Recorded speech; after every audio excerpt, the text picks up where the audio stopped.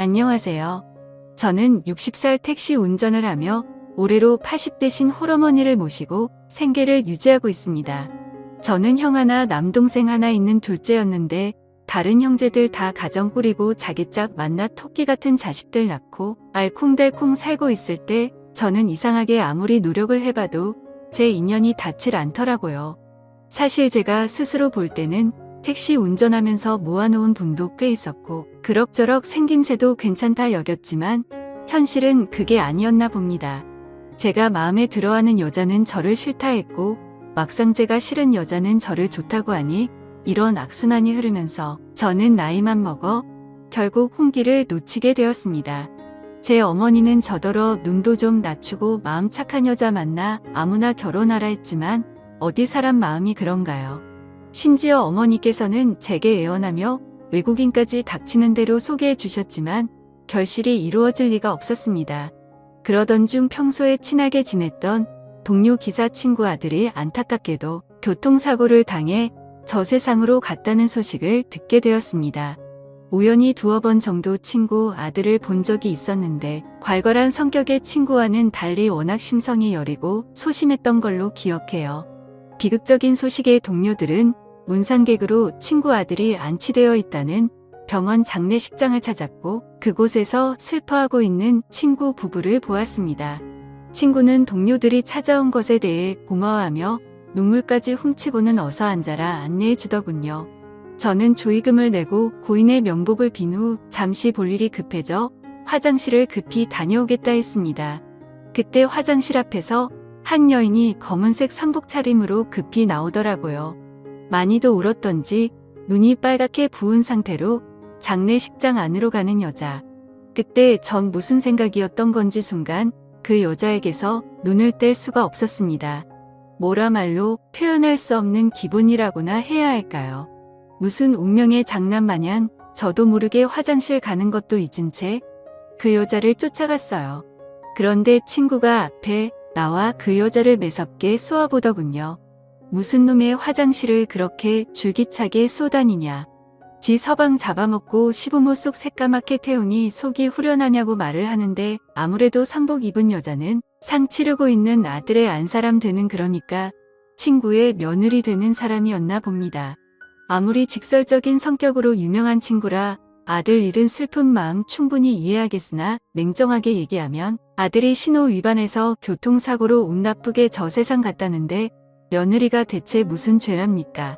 잘못했다고 죄인처럼 고개를 숙이던 며느리가 안쓰러운 마음이 들었는데 어느새 자꾸만 제 눈이 며느리를 쫓고 있더군요. 제 스스로가 미쳤나 보다 했죠. 살면서 눈에 들어오는 여자 몇 없었는데 하필 친구 아들의 미망인이 절 사로잡다니요.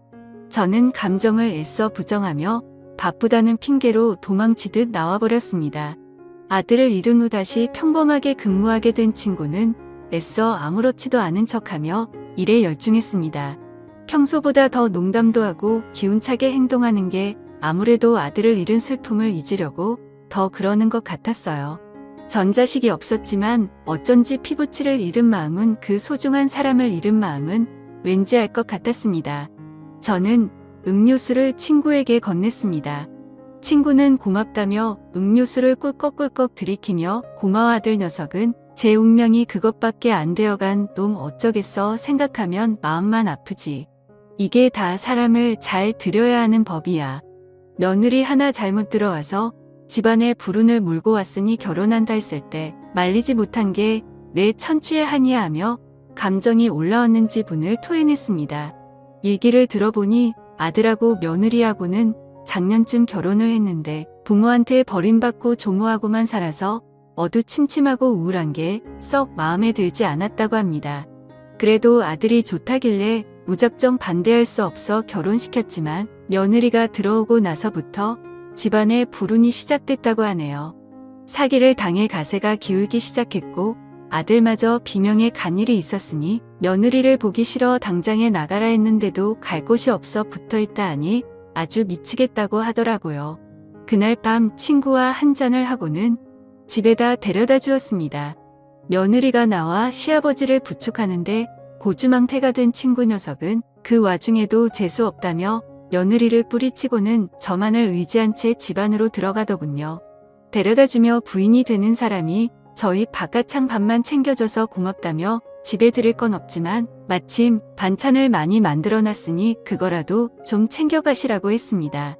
저희는 그 애가 만든 건 안 먹거든요 라고 가시도 친듯 말하니 뭐 제 딴엔 거절할 이유가 없었습니다.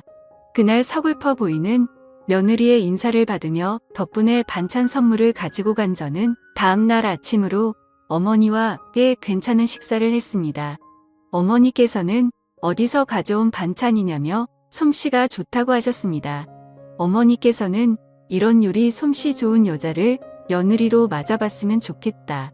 언제까지 환갑받든 아들애미 식사나 차려야겠냐고 하시는데 저는 어머니께 늘 죄인인 아들이었습니다. 다음날 출근하고 택시 영업을 하는데 길 가다가 우연히 며느리와 마주쳤습니다. 뭘 잔뜩 들고 가고 있더군요.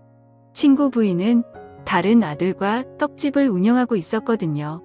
그렇게 구박할 때는 언제고 가게 일은 써먹고 있었나 봅니다.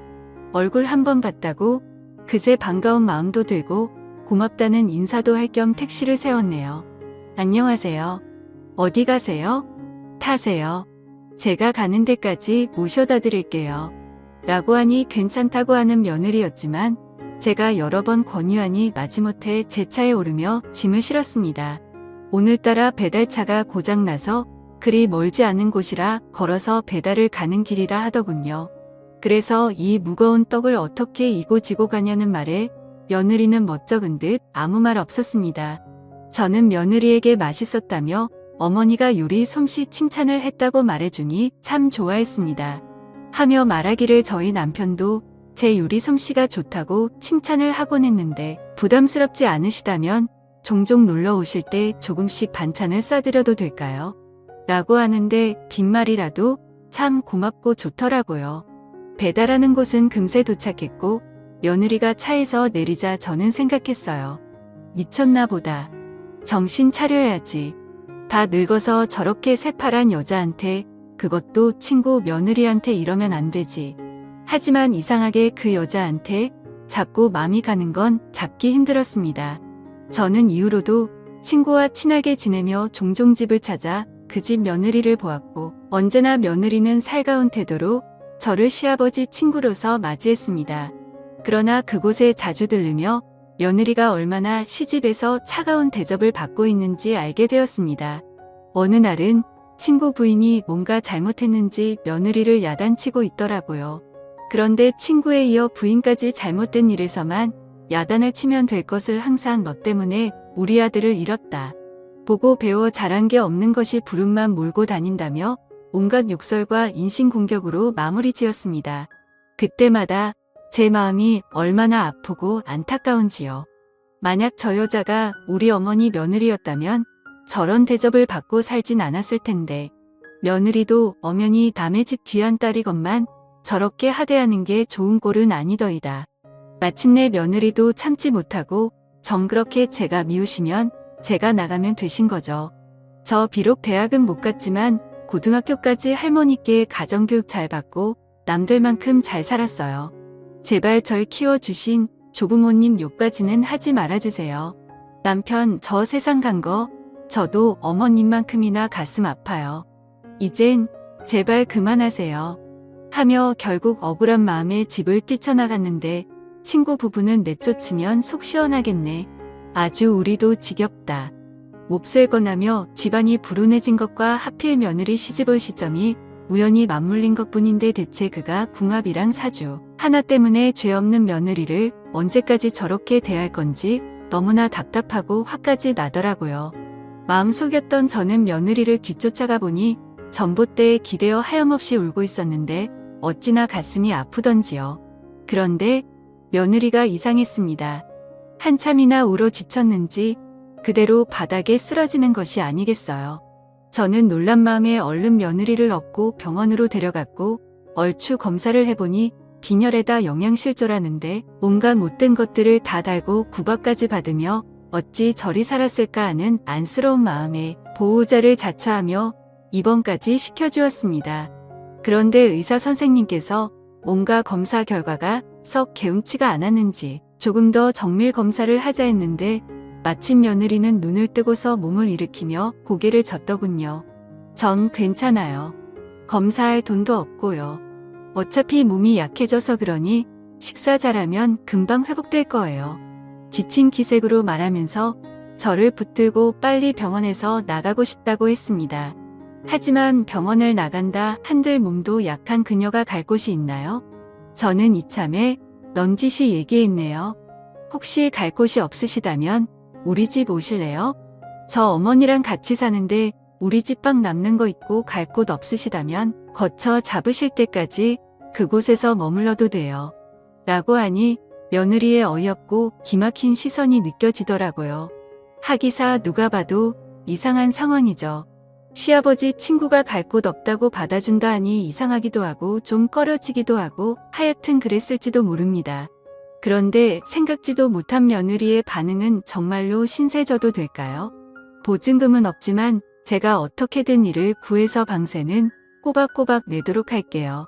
저는 아직 제 눈물이 마르지도 않은 며느리가 얘기하니 울컥 감정이 올라왔고 괜찮다고 고개를 끄덕였습니다. 그날부터 며느리는 짐을 싸서 저희 집으로 들어왔고 어머니께는 따로 친구 며느리라고 안 한 채 방 남는 거 월세 줬다고 얘기를 했습니다. 어머니는 당황해하면서도 애써 묻진 않으시고 유심히 저와 그 여자를 보더군요. 어머니는 그 집 며느리에게 참 잘해주었습니다. 이것저것 챙겨주기도 하고 며느리가 뭐든 도와준다고 해도 물 한 방울 손에 못 묻히게 하며 손수 식사를 차려 해먹였습니다. 며느리가 밤 몇 술 뜨며 울더라고요. 누군가와 이렇게 같이 식사하는 게 얼마만인지 모르겠어요. 집에서 누군가가 손수 차려준 음식을 먹는 건 할머니와 살았을 때 빼곤 없었거든요. 감사해요. 라고 흐느끼고 저희 어머니는 그런 며느리의 손을 따뜻하게 잡아주며 젊은 처자가 참 딱하네. 앞으로 우리가 잘 챙겨줄 테니 아무 걱정 말고 편안하게 있어요. 처음 볼 때부터 낯설지 않는 게 이상하게 난 그쪽한테 자꾸 마음이 가네요. 라며 잘 다독여 주었네요. 허나 며느리는 미안했는지 차마 그러질 못하고 장을 봐와 집안에 반찬이라도 좀 만들어놨습니다. 그 반찬을 먹은 제 어머니는 전에 가져왔던 반찬을 만든 주인을 알게 되었고 저희를 알게 모르게 밀어주며 제가 일찍 퇴근이라도 하는 날에는 본인이 할 일이 있다며 저와 며느리를 밖으로 내보냈네요. 어머님 덕분에 얼떨결에 같이 공원을 걷는다던가 두리번거리며 시간을 보내는 일이 많아졌고 그러면서 저는 점점 더 마음을 나누며 정이 쌓여갔습니다. 서로 웃는 날들이 많아졌고 남들이 보기 좋은 부녀라고 오지랖 넓은 얘기를 할 때면 저희라고 얘기하며 넌지시 제 팔짱을 끼기도 했답니다. 설레기도 하고 가슴 떨리기도 하고 20여 년 넘게 차이는 그녀를 욕심내는 제가 도둑놈이었지만 좋아하는 감정을 숨기기가 어렵더라고요. 허나 전 용기가 없어 이런 좋은 관계마저 깨어질까봐 끝까지 그녀에게 먼저 손을 내미진 못했어요. 그런데 그때쯤 며느리는 가끔 복통을 호소하며 식은땀을 흘리는 날이 많아졌습니다. 죄송한데 가방 안에 약이 있어요. 약 좀 주시겠어요? 라며 어디가 아픈지 자꾸 약을 먹었어요. 계속 소화가 안 된다며 배가 아프다는 며느리에게 병원을 가자 했지만 늘 이렇다고 소화제 먹으면 괜찮다고 했던 며느리. 복통으로 인해 식사를 못하게 되는 순간이 많아지자 그녀는 날로 야위어갔고 고통을 감내하며 어떻게든 그 약을 먹고 안정을 취했습니다. 저는 불현듯 소화제라고 먹는 약을 몰래 빼와 약국에 가서 그 약에 대해 물어봤고 충격적인 이야기를 듣게 되었습니다. 바로 그건 항암제였어요. 늘상 그녀가 소화제라고 둘러대며 먹었던 약은 바로 항암제였던 겁니다. 세상에 맙소사 항암제를 먹고 있었다니. 자신의 병에 대해 미리 알고 있었기 때문에 병원에서 정밀 검사를 모두 다 거부했던 며느리. 자신의 병이 들킬세라 저와는 절대로 병원을 가지 않았던 거고요. 며느리의 기구하고 험한 팔자에 서글픔이 몰려오더라고요. 그런데 그놈의 시부모가 며느리가 어떻게 저희 집에 있는 건 알아냈는지 집 앞에서 한참 소동이 일어났는데 평소 보던 성격 좋은 친구네 부부의 모습 대신 독하고 악에 바친 상태로 쌍으로 며느리의 머리채를 잡고 흔들며 괴롭히는데 저희 어머니께서 곁에서 아무리 말린다 한들 80세 넘은 노인이 뭔 힘이 있겠습니까? 동네 사람들 강 건너 불구경만 하고 있는 상태에서 제가 멀리서 달려와 악착같이 붙어있는 악성 손길을 힘겹게 떼며 그만 좀 하라고 했고 친구는 저를 보자마자 눈이 뒤집혀 후들겨 패고는 멱살을 잡았습니다. 아주 천하의 못된 것들 어디 빌부터 사나 싶었더니 우리 아들 간지 얼마나 됐다고 다 늙은 노인네를 그것도 어떻게 내 친구하고 붙어서 같이 살 수가 있냐. 너도 마찬가지야 이놈아. 너 내 아들 며느리인 줄 뻔히 알면서 감히 내 며느리와 같이 살림이라도 차리려고 우라질 놈 같으니 나 너희들 가만 안 둘 거야. 절대로 용서 못해. 라고 고래고래 소리를 지르고 부인은 분이 안 풀렸는지 한 맺힌 상태로 또다시 며느리의 머리채를 잡고 흔들었습니다. 저는 참다 못해온 힘을 다해 친구와 친구 부인을 며느리에게서 떼어내 그녀를 지키기 위해 몸으로 가로막고는 필사적으로 소리쳤네요. 제발 그만 좀 해. 이 여자 아파. 암이라더라. 니들이 얼마나 아들 문제로 이 여자한테 못할 짓을 많이 했으면 오죽하면 이 여자가 그 몹쓸 병에 걸려 힘들어했겠어. 도대체 언제까지 사람을 이렇게 괴롭힐 건데. 갈 데 없는 사람을 곁에 두고 그렇게 괴롭히더니 막상 집을 나가니까 쫓아와서 못살게 구는 건 대체 무슨 신보인데. 사람이 대체 어떻게 그래. 죽은 네 아들은 불쌍하지만 이미 하늘 날아갔고 산 사람이라도 살아야 하잖아. 언제까지 네 아들 먼저 간 걸 이 여자 탓으로 돌릴 거냐고 라고 절규했고 그 여자는 콧물을 흘리며 흐느끼기 시작했습니다. 친구 부부는 며느리가 암이라는 것에 잠시 벙쪄하더라고요. 뭐 하나라도 느끼는 게 있기를 바라며 이 여자 살려고 애썼는데 제발 친구가 더 이상 죄 없는 사람한테 못할 짓 하지 않길 바라며 죄 짓지 않길 바라며 이 길 한 건데 그 심정을 이해하지 못했나 봅니다. 잘됐네. 우리 아들 곁으로 가면 차라리 낫지. 우리 아들 홀려서 괴롭게 했는데 너 혼자서 행복하면 양심 없는 행동 아니냐. 그 심정을 이해하지 못했나 봅니다. 우리 아들은 차디찬 땅속에 있는데 너 혼자든 따시고 배부르게 먹는 건 공평치가 않아. 라며 매몰차게 구는데 할 말이 없더군요. 때마침 주민이 부른 경찰차가 왔고 사건은 일단락되어 그나마 보호를 받을 수 있게 되었습니다. 친구는 울컥하며 저희를 가리키고는 파렴치한 작자들이라며 제가 며느리하고 제가 친구인데 둘이 그렇고 그런 참으로 이치에 맞지 않는 관계가 아니냐며 억울한 듯 자초지종을 털어놓으며 얘기를 했습니다. 경찰은 얘기를 듣다 난감한 얼굴로 물론 나이 차이가 좀 그렇긴 하지만 도덕적으로도 솔직히 며느님 이제 혼자 계셨고 어르신 친구분이면 두 분이서 이루어져도 큰 문제는 없지 않나요?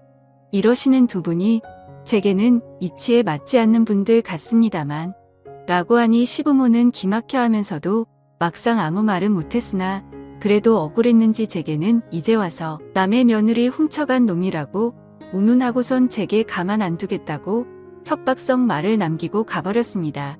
저는 며느리를 데리고 병원으로 가려 했지만 다시 거부하더라고요. 그래도 가진 설득으로 데려가야만 했습니다. 부디 그녀가 세상에 남아있기를 간절하게 바라면서요. 그녀는 난소암 3기였습니다. 생존 확률은 50% 정도로 반반 상황이었지만 꼭 그녀를 살리고 싶었습니다. 저와 남녀로서 잘 되든 안 되든 문제를 떠나서 어쩐지 그녀를 살려야 할 만한 이유가 제게 있을 것 같았어요. 처음 그녀를 만났을 때부터 제게 주어진 과제였을지도 모르겠습니다. 그리고 곁에서 그녀를 지켰네요. 가족도 아무도 없는 30대 중반의 그 여자를 위해서 저도 어머니도 그녀를 품기로 했습니다. 처음으로 나 말고 누군가를 위해서 간호도 해보고 위로도 해주고 저의 진심에 그녀도 마음이 움직였는지 한평생 재수없고 불운하다는 소리만 달고 살아 남편이 가버린 후 단 한순간도 생에 미련이 없었는데 지금은 누군가에게 관심받고 사랑받는 존재라고 생각하니 자꾸만 이 세상을 보고 싶어져. 그래서 전 남편에게 더 미안해요. 이런 저라도 괜찮으시다면 그땐 아저씨와 어머님 모시면서 남은 일생을 함께 보내고 싶어요라며 제 어깨에 기대왔습니다. 저는 고맙다며 그녀에게 눈시울을 붉히고 제발 살아달라고 한 번만 그 누구도 아닌 스스로를 위해 삶을 선택해달라 말했죠. 저는 그녀의 빠른 회복을 위해 재산을 털어 그녀를 위한 치료비로 아낌없이 썼고 저희 어머니께서는 암에 좋다는 음식 다 구해서 먹이고 치료하며 하루하루 노력했습니다. 그러던 중 기적이 일어났습니다.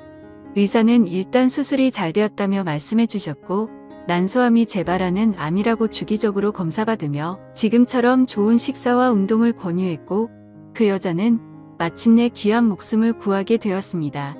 그녀는 저와 어머니 앞에서 하염없이 눈물을 쏟으며 저희 가족과 새로운 삶을 다시 살아가게 되었습니다. 그녀는 저를 때론 남자로서, 부모로서, 오빠로서 의지하며 살아갔고 저는 껄끄러웠던 그녀의 추억이 담긴 동네를 이사간 후 이러쿵 저러쿵 뒷말이 길어 그녀와 나를 아는 모든 사람들을 등진 채 타 동네에서 자리를 잡아 어머니를 모시고 전처럼 한 집에서 살고 있습니다. 제 직업이 택시 운전기사인지라 어디든 가도 부담이 없다는 게 최대 장점이겠죠. 그녀가 완전히 몸이 나아진 뒤에는 그녀는 제 청혼을 웃으면서 받아주었습니다. 아내와 결혼하던 날 제 어머니께서 제일 좋아하셨고 비록 아내의 몸으로 인해 기다렸던 자식은 보기 힘들 테지만 지금이라도 사랑하는 여자를 만나 살아갈 수 있게 된 게 하루하루가 너무 기쁩니다. 그리 잘 살진 못해도 제 보물 같은 여자들인 어머니와 아내만 있으면 행복하게 살아갈 수 있을 것 같습니다.